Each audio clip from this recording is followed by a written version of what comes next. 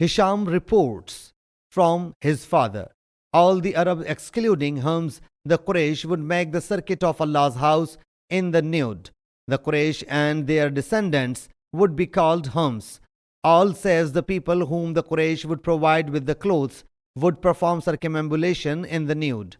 The men would dispense the clothes to the men and the women to the women, and the Hums would not leave Muzdalifah for Arafat, whereas the other people would stay in Arafat. Hazrat Aisha radiyallahu anha said, the Hums are those about whom Allah Jalla Jalaluhu has said, you should also return from the same place whence the other people return. Hazrat Aisha radiyallahu anha says that the Hums would return from Muzdalifah, and she and the rest of the Arabs from Arafat. The Hums would say, we do not return from any place save the sanctuary. Then this verse, you should also return from the same place whence the other people return, was revealed. Sahih Muslim Hadees number 2946.